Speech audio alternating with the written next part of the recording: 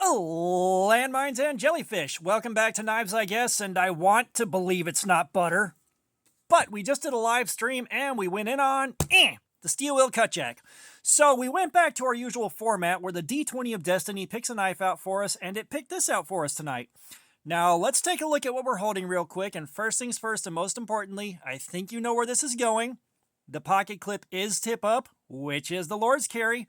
We have got fiberglass scales. We got a flipper tab, so let's flick the bean. And we got 3 inches of D2 steel. And, I really like this knife. I'll be honest. Like, I carried this for the week. It did great for me. Like, this is a fantastic daily driver. And I like the blue on this because this is a bit more of a darker, closer-ish to navy blue than you get on most blue scales. But this is fiberglass, not G10, which is probably why the color is a little bit different. Like, just for an example, the color that I normally get, and it's out of G10, is a much brighter blue. And I like this blue, but it's cool to have something a little bit different. And I like the texturing on this too. So, like, it did a great job as a daily driver, and I threw it in the box for a live stream, and we finally got around to it. And, going into this, the edge had been touched up before I got it, and it had a solid working edge on it. It had an edge you could probably beat on, and it would hold up for a while. But it wasn't the kind of edge we needed for Cardboard Slayer. So after about 30 minutes of it really complaining about the cuts, we stopped and sharpened it and put that 17-degree mirrored edge on it that I like so much, and we went in. And it came out of the gate strong, and it went for a while. So when I put the edge on this, like I guessed, it was going to be between 5 and 6 hours. A factory edge on all of our D2 goes for about 4 hours and then craps out like clockwork. And when I put this edge on it, it usually adds an hour to an hour and a half, maybe 2 hours of cut time. So this did exactly what I thought it would, and it did what it does for D2 with a good heat treatment and a good geometry and all that. It did exactly as expected.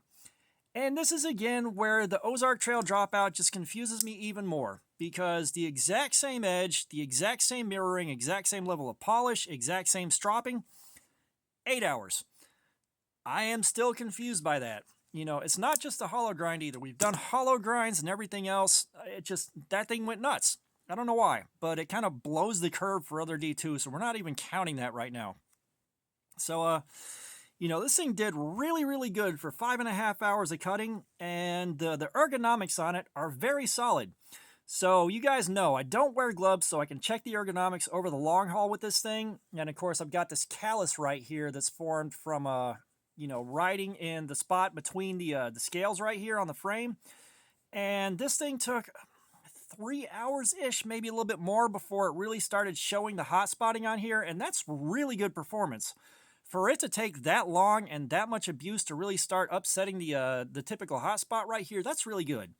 So this thing is really well designed. It's really well thought out. I will say this big finger choil, it made it really hard to control the cuts until I practiced with it. You can see right here we got some fresh paper cuts from hitting the cardboard while I was getting used to cutting with this knife with this big finger choil. Once I got it figured out though, it was solid. This is acid etched, and I think this might have been done after the fact. I think that may have been done by the previous owner. Like, this was a gift from Adam for America, so we need to take a second to thank him in the comments for making this possible.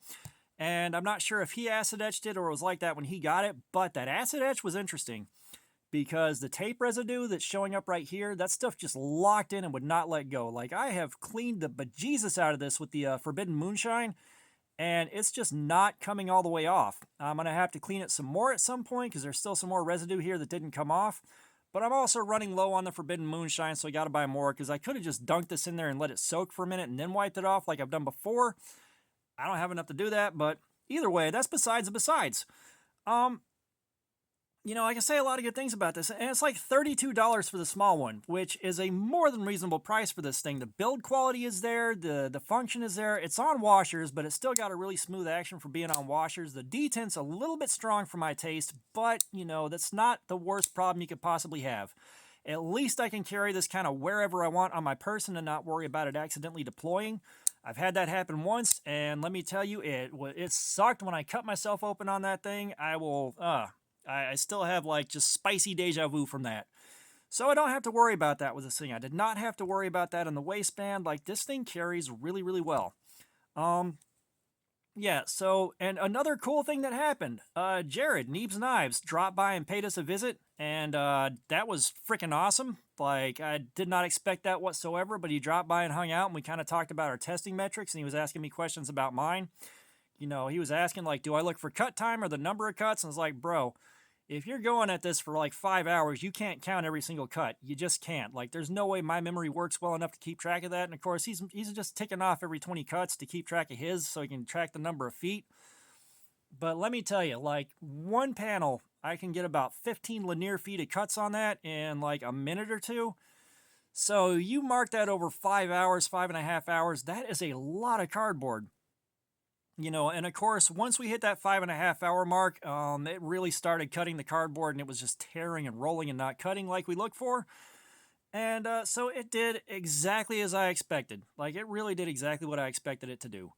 And you know, it was a great live stream. I had a ton of fun doing this. We got a ton of views on it. Like, I'm so happy you guys showed up and stayed as long as you did. We also picked out the knife for the next week of carry. We have got the Rat 1 and S35VN to carry for the week, and you guys picked that out, so we'll take a look at that tomorrow. But yeah, like, this thing did really, really well. It did exactly what D2 was supposed to do on a good heat treatment and a good edge. And like, I probably spent about, I don't know, 10 minutes on the strop, something like that. And after 5.5 hours of cutting, um, we got back to this right here. Not only that, but this thing responded well enough to the strop that we're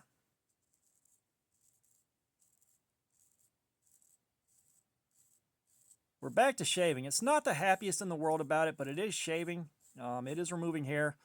Like, you could fail a health inspection on the back of that. So, like, it responded to the strops really well. And when I sharpened it, like, this is probably the first time in a minute that we've had D2 where a burr came up the way it was supposed to, and it felt like a good burr. I did spend some extra time on it to make sure I got that burr this time instead of, like, just going at it blind. But the burr that came up felt really good. Like, everything about this felt good. Like, this thing really performed. It performed very well, kind of across the board on everything. So if you've been looking at this and you like what you're looking at and you want to pick one up, I do recommend getting it. Like, this thing is just good across the board. And this is another one of those where I would carry it into a very dirty environment and use it there, have no problems with it. You know, I might not be cutting apart sod with it unless I was forced to, but it would still treat me very, very well. Back in my landscaping days, I would have loved this thing.